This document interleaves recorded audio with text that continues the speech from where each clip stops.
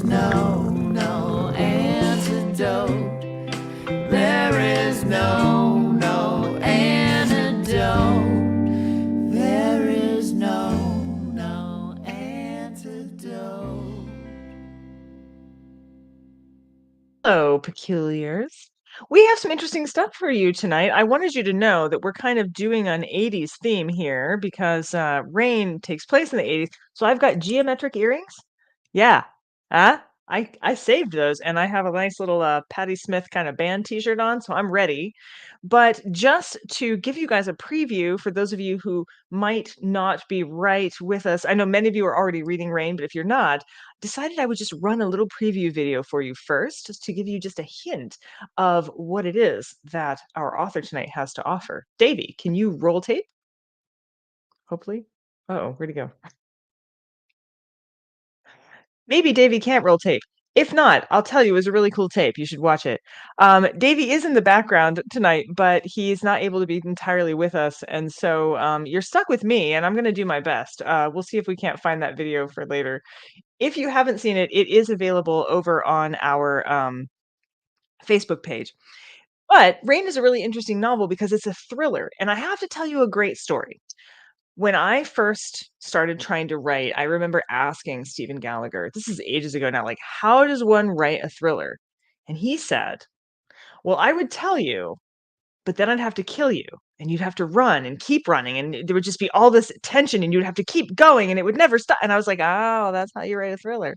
So without further ado, I would like to invite you to meet my favorite, Stephen Gallagher. Hey.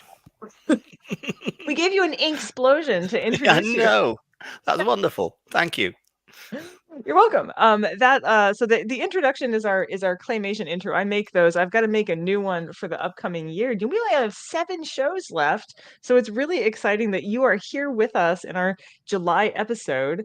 I'm a huge fan, and you already know that. But I think now probably all the peculiars are a pretty huge fan too. I've seen all kinds of comments about how excited they were. This is Kathleen. Kat is fantastic. She actually is also the one in charge of our drinks, which is super exciting. And Sadie Simmons, they have been on a road trip, a peculiar road trip, and they they found a town called Peculiar, and they were posting things to our Facebook. So they're back home again. And Amanda Johnson is recovering from food poisoning. Amanda, I am also recovering from food poisoning. So I get you. I get it. I do. So we're very excited. If you don't know already, Stephen you're not just a writer, Stephen. You're a screenwriter too. And I have seen some of the shows, including the 11th Hour, which was one of my favorites. And I was so sorry there weren't more episodes. Oh, you and me both. Yeah. There was a campaign from fans of the show who were sending broken watches to CBS, all broken with the hands set at 11 o'clock. Oh my But goodness. yeah, CBS had kind of made their decision by then. It wasn't Aw. really going to be able to affect anything, but it was so touching, the loyalty that the show inspired. And I've got to say, yeah, Bruckheimer did a really, really good job with it, because I don't know if you know the background to it, but I did create it as a British show. And it played over here in 4 90-minute episodes with Patrick Stewart in the lead role, which was a terrific piece of casting. But unfortunately, I fell out with the producers just a couple of weeks before they started shooting, and I actually kind of walked off the show and left them to it. And a couple of years later, I get a phone call from the development producer who I'd initially worked with, who'd been bumped off the show. And one of the reasons that I was so unhappy was that the people that I'd started to make it with were not the people I finished up making it with. Right. And I got a phone call from her saying, "Congratulations on the American sale." And I said, "What American sale?" And it turned out that Bruckheimer had bought the format. He'd not bought the episodes. He'd not bought the show itself. He bought the format and the scripts to remake for the American market. And I was kind of quite nonplussed by this, because I'd left the show I wasn't connected to it anymore. Right. Nobody was giving me any information or updates. And I kind of felt like, it was this child that I'd put out for adoption who was doing really well, but I couldn't take any credit for that. But I was pleased, and pleased for the kid out there. And I got this call from my agent saying, the Bruckheimer people are in town. Jonathan Littman and Christiane Reed, the two people who really, almost alone, with just a couple of other people, around them. They kind of run Bruckheimer TV. So all the CSIs, all the Bruckheimer shows, right. There's the three all people. pass through. Yeah. Very tightly controlled, and very good people as well. And they were in London, and she said they want to meet you. So okay, that'd be nice. So I trucked down to London. I met them at their hotel one breakfast time, and we had a really nice chat, and I got on with them really well. And I thought, oh, this is great, and I said, and what brings you to London? And they said, well, we've come over to meet you. At which point I thought, oh, this is maybe a bit more serious than I was taking it for. So, and what then happened was, completely separately, I got a gig writing Crusoe for NBC. Right. I'd had a meeting at the London producers, Power Television, a few months before for a rewrite job on a French script that they'd bought, which they wanted to they'd had it translated, but the translation was not great, so they wanted a complete revamp of it. So I was up for that job, which I didn't get. So I thought, well, okay, this happens. You pitch, you move on. But they remembered me, and I got this call saying, would you be interested in doing an episode of Crusoe? And I'd read about Crusoe in the trades. I knew that there was this British guy, Justin Bodle, who'd pitched it to NBC, and made a sale, which is quite rare. It's quite rare for a British production company to get something on American network TV. But yeah, he'd pitched Crusoe as one of those names that everybody knows the character name, and it's out of copyright, so there's nothing to stop you developing it. That always helps. Yeah. That's Crusoe being like, what is the 18th century? By the way, I just noticed, so there was a whole conversation going on over here about how people would listen to Patrick Stewart read the phone book, and Kat's like, I would listen to Stephen read the phone book. So you're doing well. Yeah. Me and Patrick, we're doing Waiting for Godot next year. So what happened was, I said, well, I'd love to do an episode, but I'd need to know who your showrunner is and what the show's concept is. And they said, we were hoping you might be able to give us a few suggestions. So, well, that's always yeah. And we had a few conversations, and it became clear to me that I was the only person in the room who'd read the book. And they were saying, oh, well, it's great because, Crusoe is remembering his wife and family in England and how he wants to get back. And I'm thinking, Crusoe doesn't have a wife and family in England. That at all, no. Yeah. And Crusoe is actually, with us, he gets out of copyright. Yeah. And Crusoe is on his way to buy slaves, when he's shipwrecked, which is not a great look for a hero. So I had to reconceive all of that because the important thing was the TV show, and I wanted to touch base with the book every now and again. But anyway, that gig kicked in just as 11th Hour went into production. And I signed the contract for that while they were kind of dragging the feet a little bit on 11th Hour. So they didn't get me for 11th Hour straight away. But as soon as I finished on Crusoe, I was on a plane and over to Hollywood for the start of what was a terrific adventure. It was so good. I have to say, I loved it. I was sorry there weren't more episodes, actually. And I've seen the British ones as well. So I've seen both of them. And I just love the concept. I saw the one that was about the cloning, because I wanted to write a book about cloning as my next book. It didn't happen, so instead I'm writing about the history of trans surgery, which is also great, but more people hate me than normally would have. About cloning, I don't think there'd be as much hate.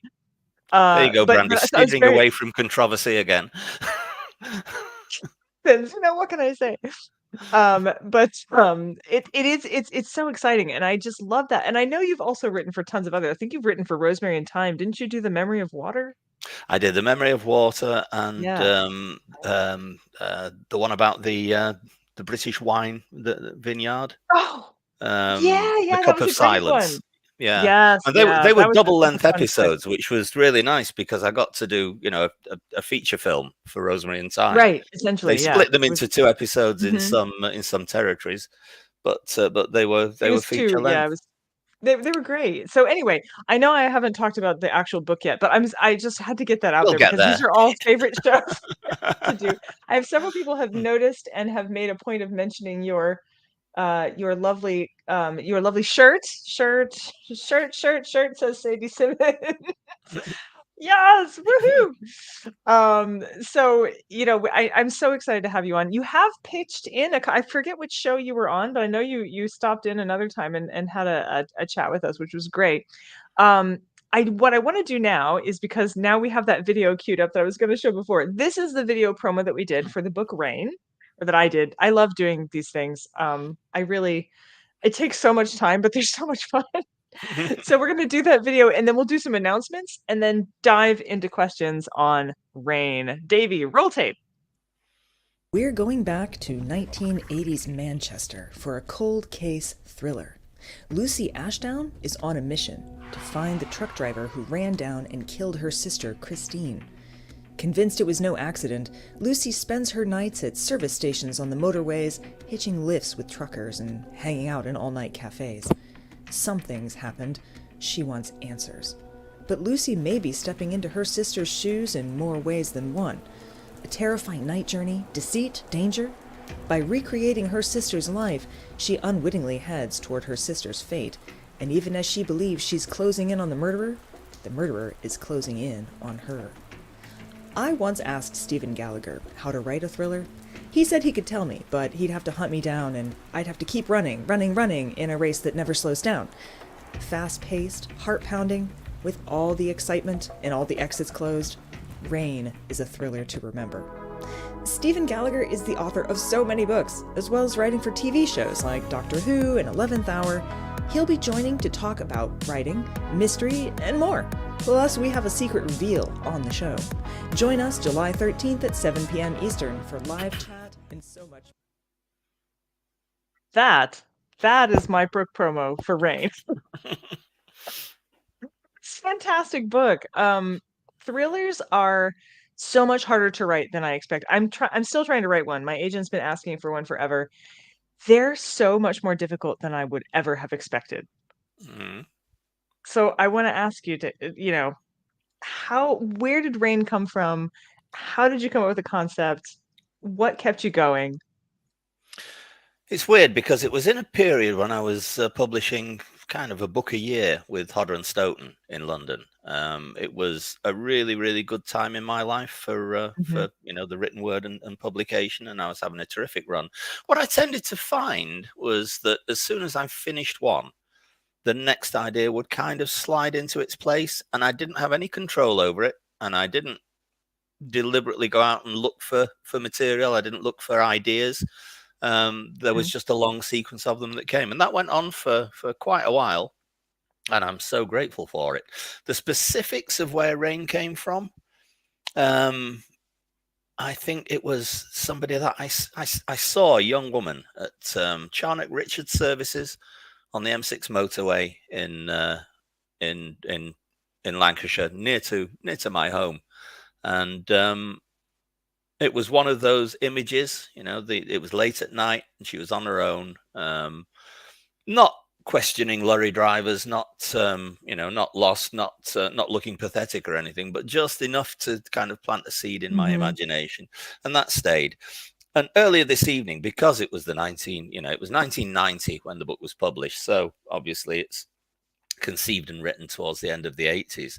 Because it was so long ago, I had to pick it up and flick through it again just to remind myself, what was written. And it was weird because every now and again I could see the little germ of a life experience or an observation that I'd somehow transformed on the page without realizing it at the time. But looking at it from a distance, I could say, oh, yeah, I can see where that came from. I can see where that observation came from.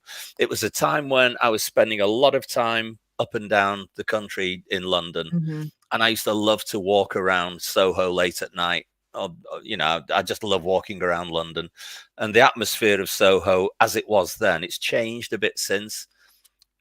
It wasn't seedy, or it wasn't as seedy as it had been when it got its reputation in the 1950s, when it was kind of the jazz center of London, Right. and also the center of the strip clubs and the prostitution. Yeah. There was still a bit of that hanging over.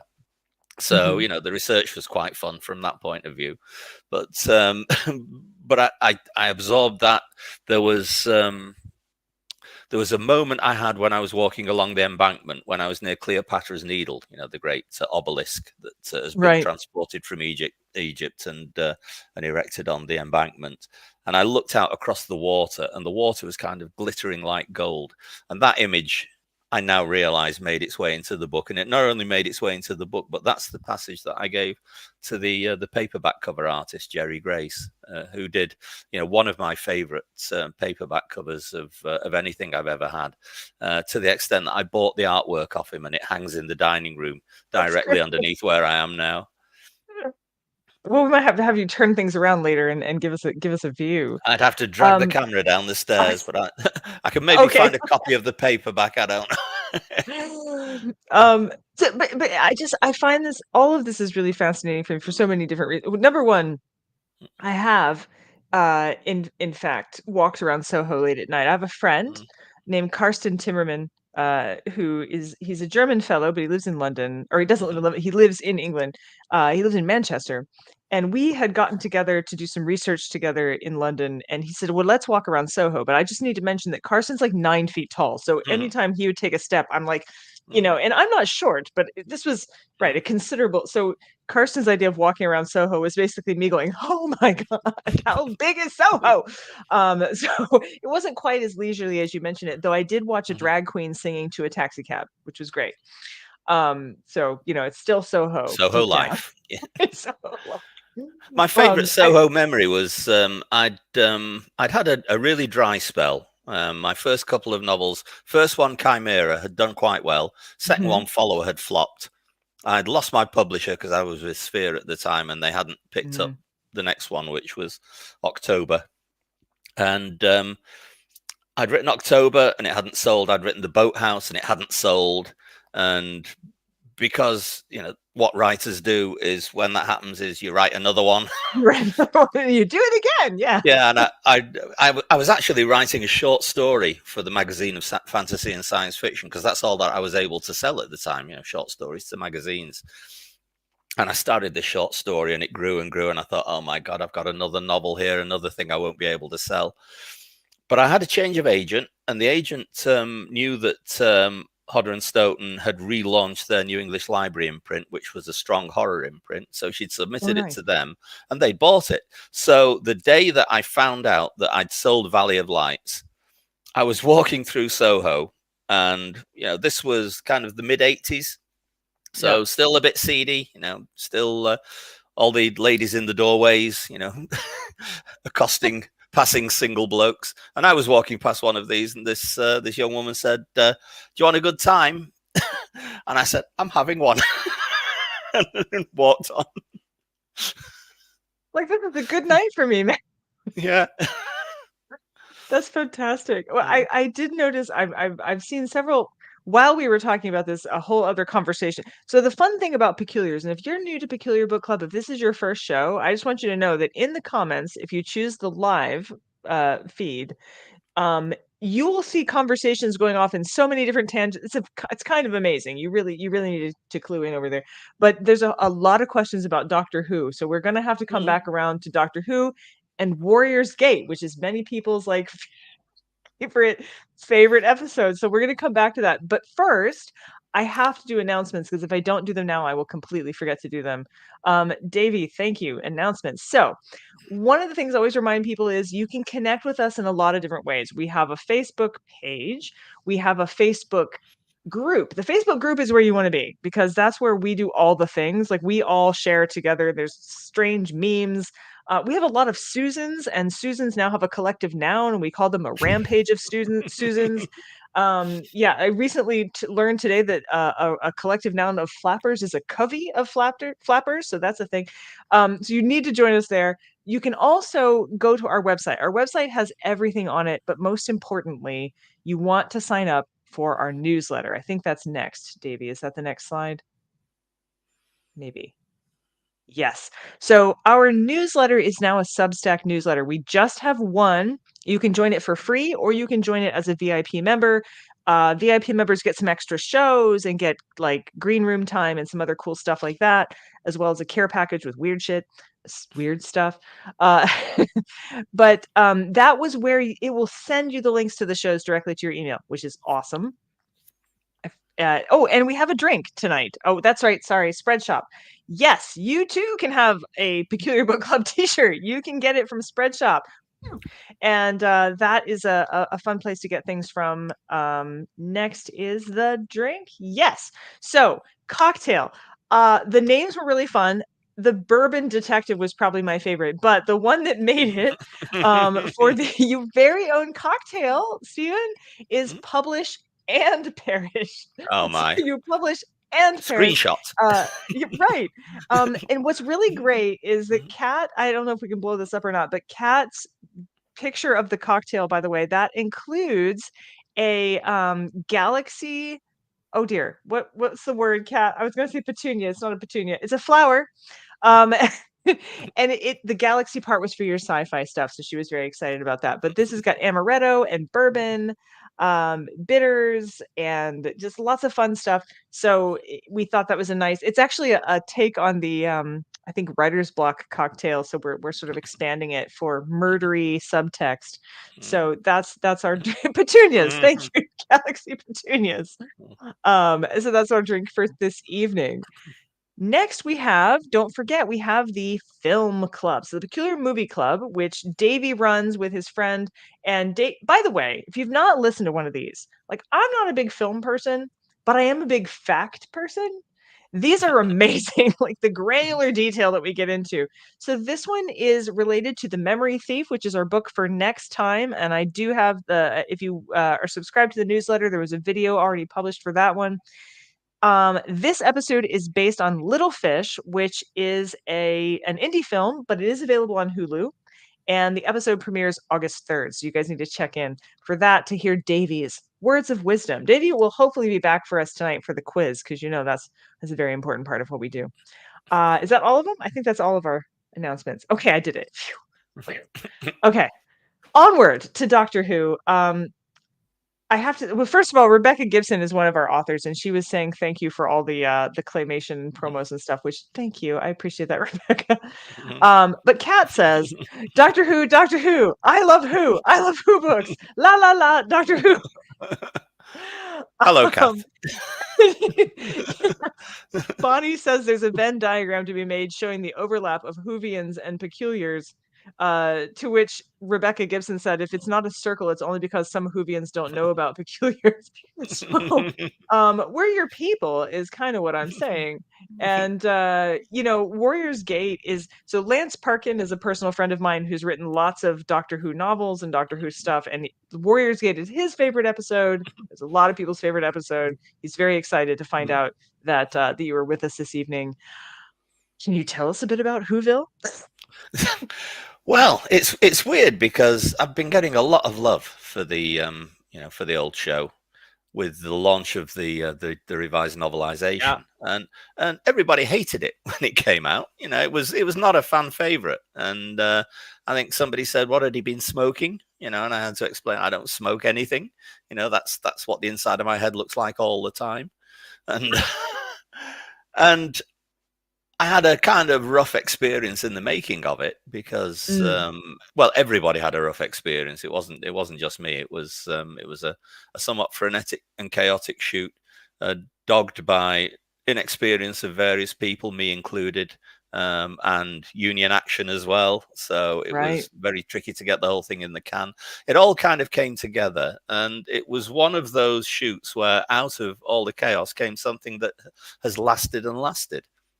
Because out of Fantastic. all the It's shows really at the time, yeah, it's still appreciated. And I did Mhm. another one 2 seasons later called Terminus, which nobody remembers. Warriors Gate is the one that everybody kind of goes back to, and I It had so novelized much it. in it that was worthwhile. And I'm actually personally Mm, not a big Whovian. mm, However, we did have Anthro Girl said that she's only in the peculiar circle. She's not a Whovian herself, to which R. Gibson says you're missing David Tennant and kittens. mm. Um, I've come into the Who circle because of Lance Parkin and also the fact that I favor David Tennant, which I realize might not strike you immediately, but it's true. And there's been several times when I've seen pictures of David Tennant online and I've thought it was me, and so there's certain affinities. Both of us definitely. I dressed up as Crowley after Good Omens, and it was so convincing that Neil Gaiman actually contacted me and was like, "Wow, that was something." So yeah, so I've become sort of Who centrist, who more of a Who appreciator, in the long run. But the one episode, in fact, Lance gave it to me. He's like, "You need to watch this." Was Warriors Gate. Oh, really? That's Yeah. the one I've seen. Yeah, I could probably do a passable William Hartnell these days, but but the thing is, William Hartnell was my first Doctor. I actually didn't see the very first episodes of Doctor Who, but certainly the first Dalek story was the first one that I Mhm. got into, and I grew up with the show. So when I came to write, I never actually approached them. I didn't think Oh, you it didn't? was. I didn't think it was a goer. I was doing radio plays at the time, radio drama, and I'd written a science fiction um, hour and a half long Saturday night theatre for Radio 4, BBC Radio 4. And the producer of that sent the script over to the Doctor Who production office. And so I got invited over to meet and have a chat and to meet Tom Baker. There you go, Susan. Susan And Ballinger just said, "Tom Baker for the win." yeah. So I met Tom, and he was as mad as a box of bats. Yeah, exactly as you would expect him to be, force of nature. And and I remember I was in the script editor's office, Christopher Bidmead, and he was called out. So I quickly took the opportunity to read every scrap of paper on his desk, because you've got to inform yourself. You have to collect your I intelligence. completely understand that. I Yeah. do. And out of that, I was invited to submit some ideas. And I wrote, I remember, I still have it somewhere, one piece of paper with just 4 paragraphs on it. And it was the 4 half hours of the story that would become Warriors Gate. It was then under the Okay. name of The Dreamtime. Nice. And I was commissioned to work that up into an outline. And from the outline, I was commissioned to write the scripts. And I That's wrote, great. and I took notes, and I rewrote, and I took notes, and I rewrote, and I delivered, and I was told everything was fine. And then after I was kind of out the door, they rewrote the script again, and and shot it, with all Yeah, the of course. attendant chaos. Yeah. How the And while all that was going on, I was writing the novelization. Mhm. But of And course, that's by just the been time, re-released. re-released in an amended form, because what's just been re-released is the original novelization that I was writing at the time. But of course, by the time they'd finished carving up and rearranging the script didn't match anymore. So Right, I right, was right. Yeah, so I was compelled to do a cut and paste job on the novelization. And this was, bear in mind, this was like 1981 or whatever. So it was a literal cut and paste job. So the manuscript was destroyed in the course of doing that. So that original version was lost, Right. and it kind of So where did you grew. And find how did you find it? well, it became a kind of legend. And I had kept all the I'd kept all the offcuts of paper. And Mhm. on the original manuscript, if you put it on a light box, you could read the text behind the liquid paper. So it was possible to do a reconstruction. I was just way too lazy to tackle it and couldn't see much point of it until last year, when for the 60th anniversary, I'd already got some new material because I'd been asked to do a 10,000 word novella for BBC Audio. And I actually, sort of sat down, tackled it, put it back together. And first there was a BBC audio version read by John Coleshaw, who could do a Nice. perfect Tom Baker voice and all the other voices as well. So between him and John Leeson doing K9, we were covered. So that came out first, and then that manuscript went to BBC Books, and they combined it with the 10,000 word novella, which kind of picked up at the end of Warriors Gate, and it was a kind of case of what Romana did next. And they said, we need another 5,000 words of new material just to make it, make it a new package. So I wrote a 5,000 word tail piece, kind of bringing the whole thing up to date. So there is a lot. We've called it Warriors Gate and Beyond, because there is so much more than was in the original. It doesn't undermine the original, but yeah, you must. It doesn't undermine the original. So if you remember the original and loved it, it's still in there. But there is enhancement in there. It's not like a director's cut where you go back and you rethink your original concepts and fiddle with them. This is actually going back to the original concepts before they were fiddled with. So that's marvelous. Yeah. And today is publication day for it, just by extreme coincidence, because we arranged this many months ago, possibly before. Aligned. Yeah, I know. The universe coming together in a Whovian kind of way. Sitting here on my ley line. Oh, that's lovely. So that's the kind of stuff that I love about Peculiar Book Club, because literally when this began, I was like, well, we're just going to do nonfiction, weird nonfiction. But then weird nonfiction is a lot like fiction in some way.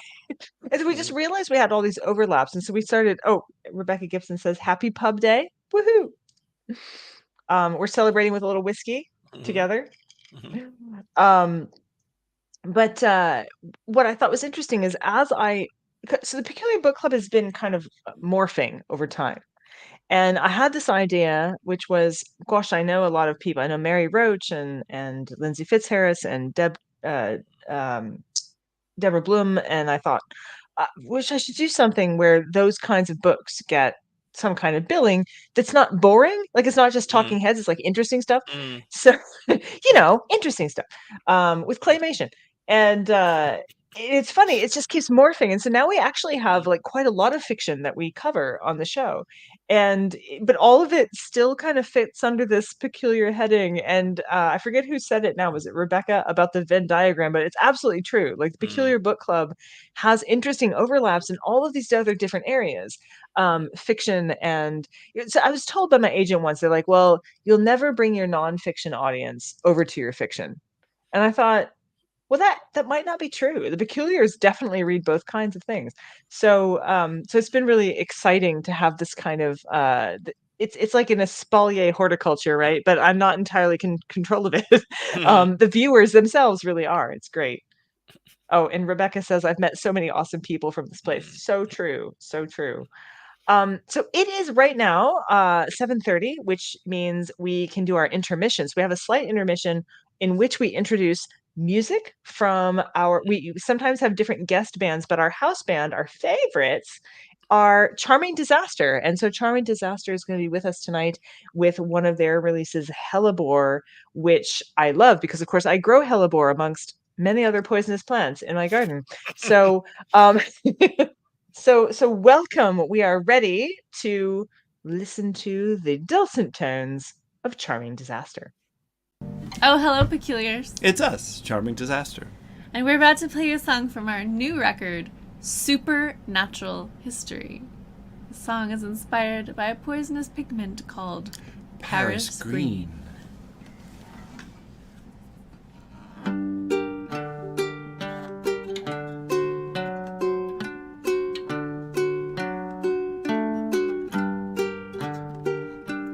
Paint a picture inside a dream. Watch the garden in Paris green. Flowers framing a distant view.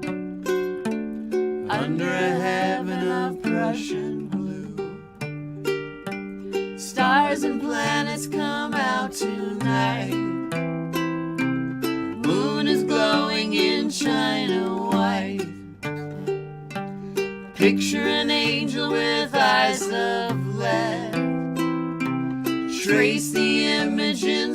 Saturn red.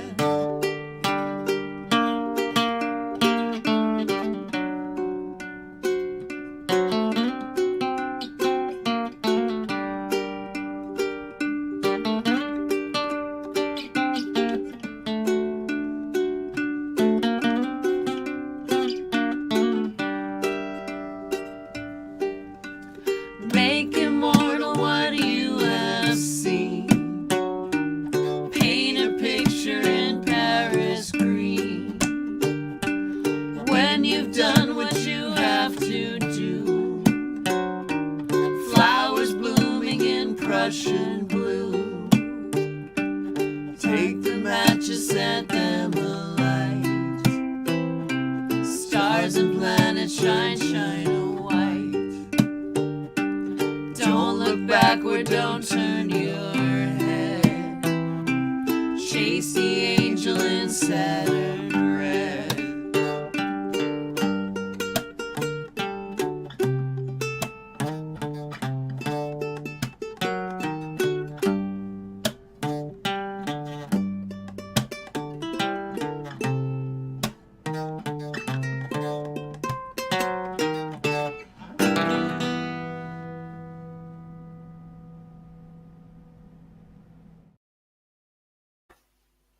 Okay, so that wasn't Hellebore. That was Paris Green. Different poison. Still okay. Still a good poison. We're fine. Do you know about Paris Green? Are you familiar with this at all? New to me. Okay, so Paris Green is beautiful color green, made with arsenic, which is green, and unfortunately, it became deadly. So there's actually a dress that murdered people, where a woman wore it. It's fine until you start to sweat and your pores open, and then they accidentally sucked the arsenic in through their pores, and they died. So it's quite interesting. Oh my. There was also in wallpaper as well. So, when you talk about all these Victorian women fainting and having all these sort of semi-lucid spells of there might be spirits, I'm like, yeah, you had toxic wallpaper surrounding you all the time. Clearly Charming Disaster has too many poisoning songs. Too many? Can you have too many, Anthro Girl? I mean, come on. Copper arsenic compound. Is Prussian blue a poison? That was mentioned in the song.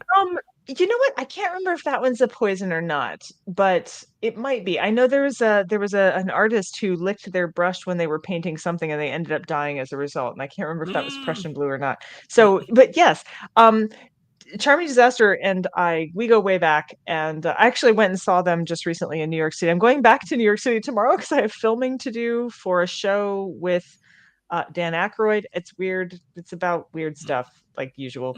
But they have many, many poisoning songs, and there's no such thing as too many. I agree with you, Anthro Girl. It's medicinal, says Susan Ballinger. Of course it is. I have a an apothecary garden at my house, in which I grow things like wormwood because, seriously. Of course I do. But let's get back to Rain. I want to talk about Rain. One of the things I thought was what now Dan Aykroyd says, it's a long story. I will get back to you guys about this. I'm still working it out myself. I'll find out more tomorrow. At 7:00 in the evening. But one of the things I love about Rain is that you have a situation where the murder/death, right? At first, we're not sure if it's a murder or not, takes place in the past, but you have a kind of reliving of this trauma in the present. And I'm actually a really big fan of mysteries that layer in that way, as you probably know. So I think, to me, that ability to do a thriller that works on two different registers is really important. And I agree with you. I still haven't nailed my thrillerology yet, but that sense that it never slows down, I think that seems to be the key. Don't you think? I think so, yeah. I mean, what I wanted to do with Rain was, the initial impulse was to write a ghost story that wasn't supernatural. So the idea is that she's haunted by the death of her sister, a couple of years before, to the extent that it kind of takes over her life. She has conversations with her sister, and by walking in her sister's footsteps, as you said in the trailer, she kind of starts to, her sister starts to inhabit her. And of course, what's happening is that she's converging with her sister's fate as we go there. And so, we've got that sword of Damocles hanging over the path that she's taking. Right. And you have to have that for a thriller. I think you have to have a sense of the thing that you're approaching, maybe a solution to what it is that you're pursuing, or it may be, it may be a disaster. You may be heading for your own death in this case. And that was the thing that motivated me in the very first place, and I populated it with the images that I was talking about before. And I've always had that fascination about kind of nighttime people, nighttime places. Yeah. And this gave me the opportunity to indulge it. Well, I think one of the things that so I had been working on, my agent had wanted me to write a thriller, and I had started one, and I wrote like 75,000 words before I realized it wasn't a thriller; it was a mystery. And mysteries and thrillers are not the same thing. And one of the things I realized is because I had you completely in one person's POV, and I found that meant you didn't have more information than that person, but that thrillers really thrive on you knowing just a little bit more than the person involved. And so I realized I had to kind of deconstruct it. I'm still working on it. It's called A Thin Black Seam, but I'm still working on it. But the idea is that you actually have to create a situation where the reader is the one going, don't go in the barn. Like they're the ones. It's like in a horror film, right? Where you're like, don't go in the barn. You need to have that disconnect, and being only in the eyes of the protagonist doesn't really quite allow you to do that. So I realized that thrillers and mysteries, there is a kind of there's something slightly different about a thriller that isn't true of, say, a traditional kind of Agatha Christie style, Hercule Poirot mystery or a Sherlock mystery.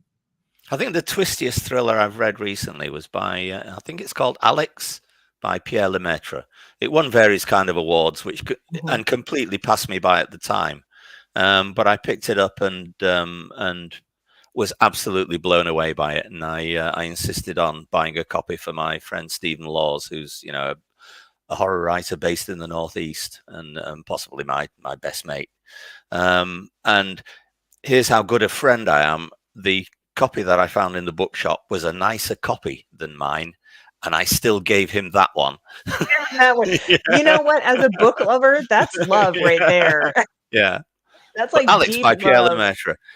It's one of those twisty thrillers where you think you can see what it's all about at the beginning, because how many TV shows do you have that starts off with, a young woman being pursued by the woods by some faceless pursuer, or a young woman locked in a cellar and suffering, and nobody knows where she is.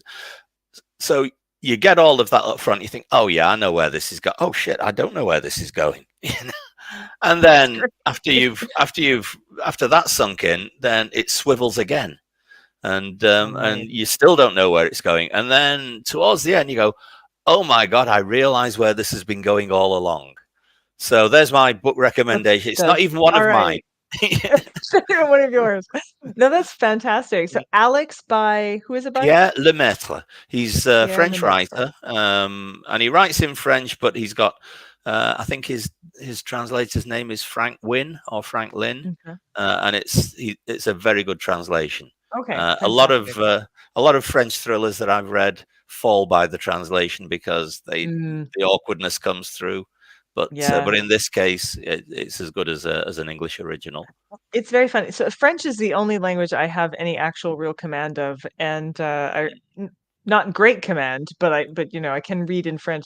And I remember I had to pass a translation test for my PhD, and I thought to myself, French doesn't go into English very well. Like it's because you can translate German into English quite, like, almost straight, almost one-to-one, but not so with French. So yeah, that takes some skill. I have a little collection of paperbacks by Pierre Boileau and Thomas Narcejac, the two writers. They were a writing team, and they wrote The Woman Who Was, which Hitchcock filmed as Vertigo. They wrote Diabolique, the movie. Terrific, twisty writers, but the translations are pretty awful because all of the French colloquialisms are translated literally. And so Oh, no. everybody sounds a little bit buffoonish, a little bit kind of. My favorite translation mistake was on a menu. I was in France, and again, so I speak both the languages. So I was in France at the Le Domingo, which is a very famous restaurant, and I received a menu that said, I realized what they meant was a rainbow trout on a bed of lettuce, but what it said was painted lady on a soft bed. And I thought, I'd order that. You're not going to get exactly what you think you're going to get if you order that. Not quite exact. Yeah. So so Rebecca Gibson is trying to do a translation, and so she was saying no. Yeah, I get it. There's a lot of problems with trying to exactly translate, but it's good to find a good one. I have promised my peculiars since the beginning that I would tell them a mysterious announcement on this show. So I'm going to go ahead and just get it out of the way because I think it's important. And you know what the mysterious announcement is. So Stephen's in the know, guys, and I apologize. He got to hear before you, but you're the next ones to hear. I have not announced this publicly yet. So mysterious announcement coming, which is I might have written a fiction book that might be coming out and might also be a mystery. And we have a book trailer. So, Davey? Joe Jones is an editor, a neurodivergent, hyperlexic book editor, and a divorced New Yorker who finds herself suddenly transplanted to a mystery English property. You know about those mystery English properties. That kind of Wuthering Heights appeal. It sort of appear out of nowhere, suddenly, in your history. Didn't know you had that to inherit, did you? Not sure who lived there before? Not sure why you've never heard of this side of the family? Not sure what you should do about it? Well, all homes have mysteries, and maybe none more so than Ardmore House. But Jo Jones is intrepid, and she has a pretty good head on her shoulders. Why not take possession of a possibly haunted and clearly unwanted family estate in North Yorkshire? The adventure's just beginning, and Jo finds herself at the center of a murder investigation when a family portrait vanishes and a dead body turns up. Don't miss The Framed Women of Ardmore House, coming this winter by Brandy Schillace.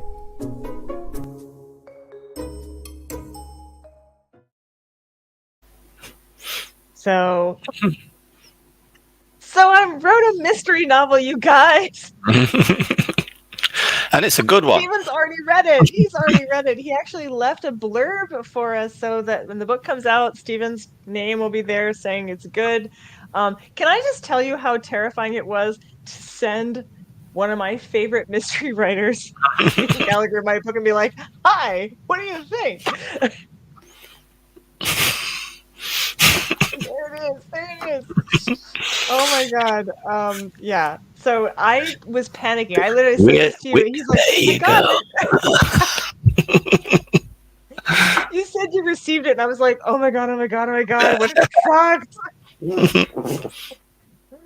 So yeah, it's a thing and it's real. And there is Davey, I think somewhere on the I left you the information on the sheet. I don't know if you have access to it, but there is a pre-order link. So if you Google me on Amazon, there's a pre-order link. You can pre-order it.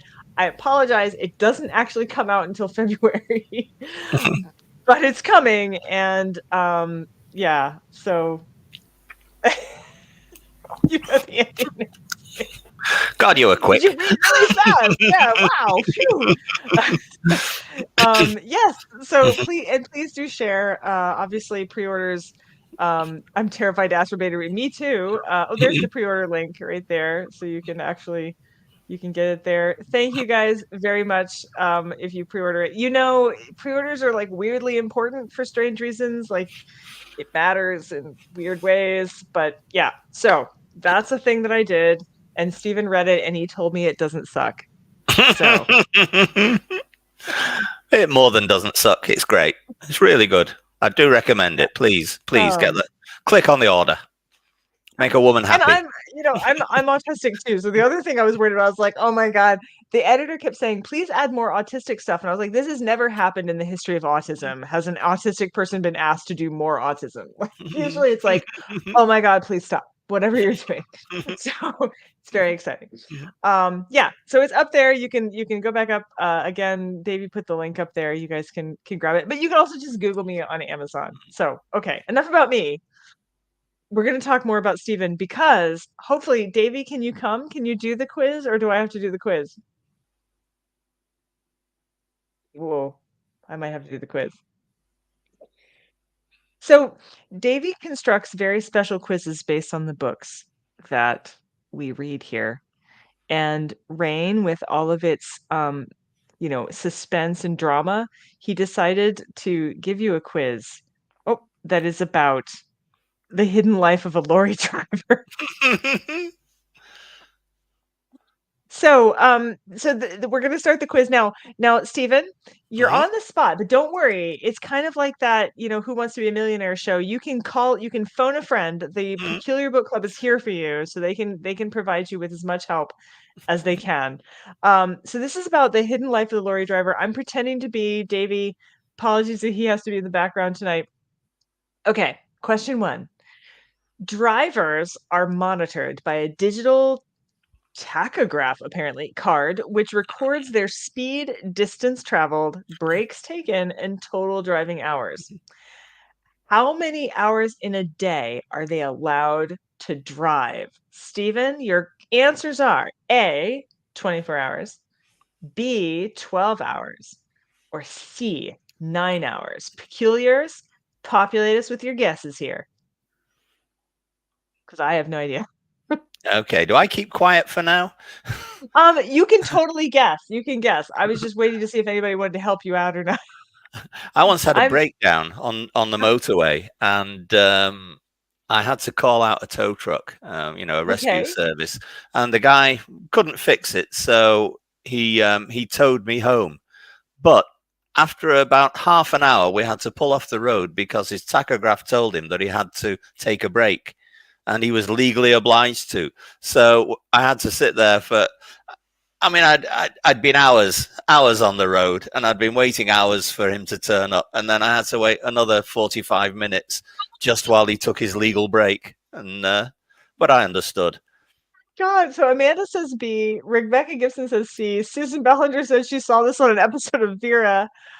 I'm interested. I have no idea. Does anybody know? What's your guess, Stephen? I think anything above 9 hours sounds kind of dangerous. I'm going to go for C.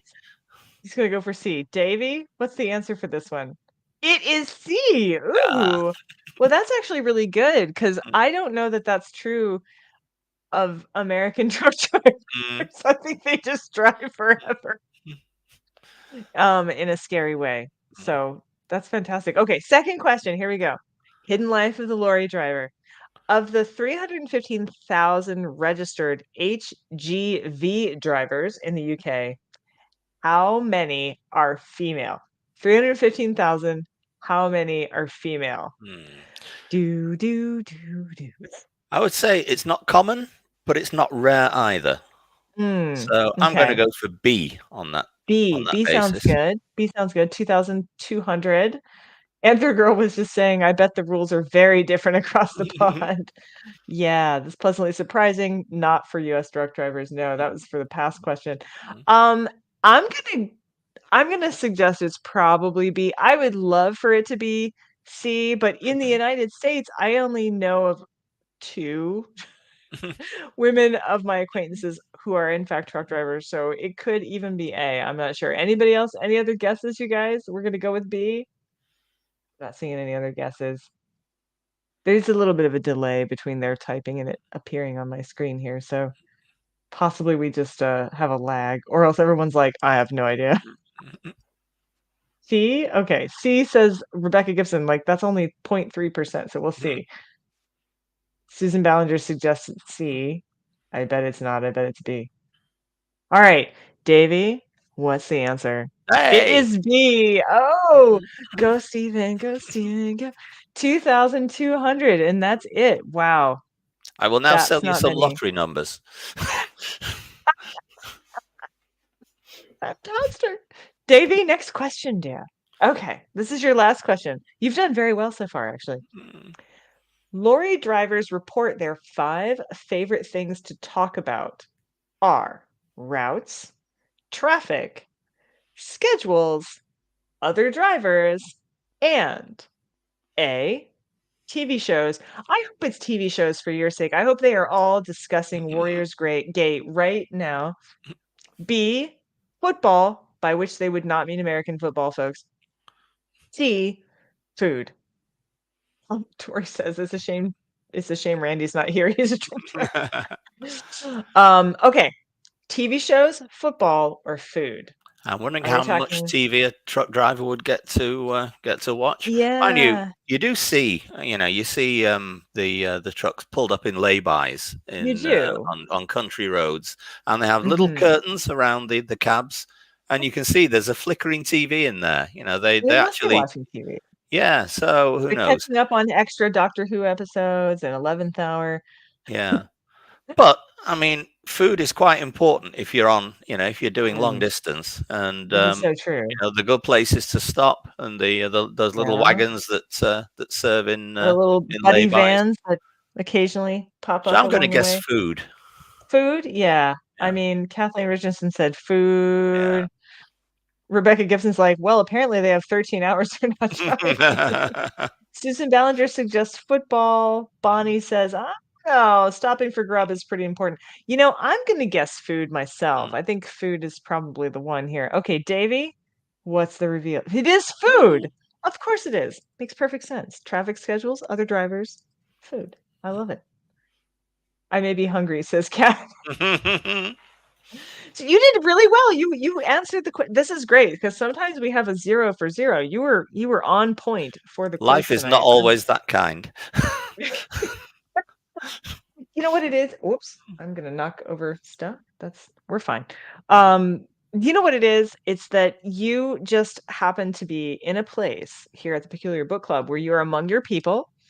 And you're like the most important person here. So that the universe has given you additional knowledge as a result of that. And that's why you did so well. I'm just sucking in the vibe here.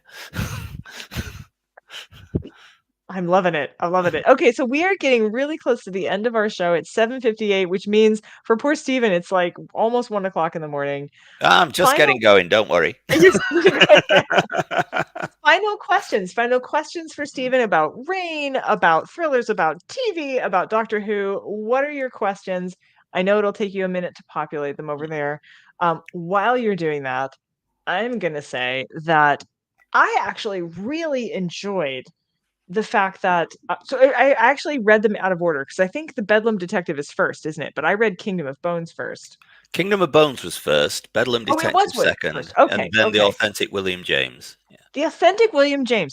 I'm just going to say a few words about this because this was a really unusual. Because of course, I think of the psychologist, the psychologist William James, because I'm an 18th century, 19th century historian of medicine. But so when I first read it, I was like, is this about William James? But what was great about it is this concept of authentic identity being, because identity politics are something we think are very modern, but that I'm learning in my own research are not modern. Like this concept of the true you actually goes back quite a ways. So I found that one really, really interesting because I felt like it was very different from the first two.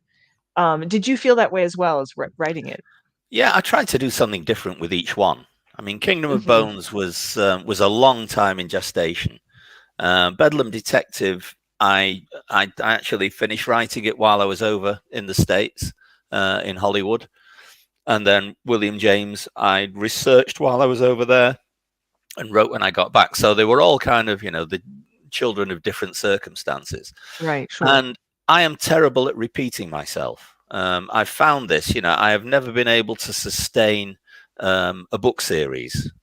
I have a friend, an old co-worker, a guy I used to work with when I worked in television in the 1970s called Jimmy Grant, who broke out and he said he followed my example. that I showed him that it was possible to do. So he now publishes under the name of Lee Child and has done extremely well. Yeah. Yes, of course. Yeah. Okay. And he has kind of perfected the notion of the series thriller where you deliver kind of the same dish every time. It's a favorite dish and it does really well. I cannot do that. So you will find that with Kingdom of Bones, Bedlam Detective, Authentic William James, they do form a trilogy with, Sebastian Becker, the character, running all through them, but it's not the same dish served again and again. No, not at all. Not at all. It's me kind of having to find different ways of amusing myself all the way through. So so that's how they came about. And another reason that they're a little bit disjointed is that my publisher got edged out of the publishing house in the middle of the trilogy. Okay. And my books were published on her personal imprint. So her personal imprint got wound up. So you've got 3 books there with essentially 3 different imprints, 3 different publishers. So there's no way that they could ever be kind of published together at the same time in a uniform edition. You have to hunt them down. You have to hunt them down like a dog. But it's worth doing. But I appreciate that because actually, I'm sorry, guys. There's been this fruit fly that's been plaguing me the entire evening, so I keep whacking at it. But for me personally, I tend to also I get bored. I like formats. I love it when it's the same detective every time, but I like it when it's very, very different. And so I really appreciated that, and I think it's actually really exciting. It's probably more exciting for you too. And we do actually have a final question, which I think kind of is going to be really fun, and we'll sort of end with this one. It's this question: as someone who's, and by the way, she later said who has, mortified, someone who has written in a lot. This is Bonnie, written in a lot of formats for many media. Do you have a preference? Novels, radio dramas, short fictions, sonnets, and Anthro Girl follows up with saying that's a great question. So what do you think? What's your sort of what's your sort of favorite? I've never written a sonnet, strangely enough. I should have had it. No, maybe I had a go when I was a student. Somewhere I've done haiku. It's gotta yeah. be in there. Haiku? Yeah, and I remember practicing iambic pentameter at one point as well. Of course. No, the serious answer to the question is that I'm basically a kid in a toy shop writer. All the stuff that I loved as a reader, as a consumer of TV, as a consumer of any kind of drama, comic books, when I was growing up, I kind of wanted to do that. I wanted to join in. So there is no single medium that I prefer above all others. I suppose I would have to say novels are the most ultimately satisfying because they are the most complete and whole product. But what I tend to find is whatever I'm working on at any given time, I kind of wish I was working on one of the others. So if I'm writing for the screen, I kind of miss the solitude and the control of writing a novel, and so I go off and write a novel, and I wish, and at that point I kind of miss the conciseness and the sociability of developing and making screen fiction. So I suppose the simple answer is at any given time it's one of the others. That makes perfect sense to me. I have to tell you right now, I am working on nonfiction, and that is definitely not my favorite. It's much more fun to pull things out of my own head. So I do think I would prefer fiction to nonfiction, given my druthers. But I agree. I tend to always pine for the next thing that I'm not working on is always my favorite thing. So I completely, I hear you on that. It has been wonderful to have you on, Stephen. I could talk to you for hours. We won't make you do that because I know it's quite late.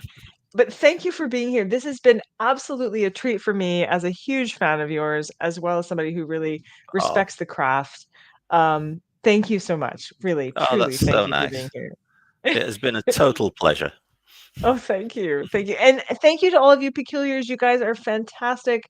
I do hope that you pre-order my book because, But also, thank you for being here. Please make sure that you come on. We have one more show in July, and that is The Memory Thief. If you haven't seen the little video I posted, I'll be posting it again. It's a very trippy, weird story about what happens if you cannot form new memories. It is nonfiction and bizarre and covers lots of ground. So please come back for us.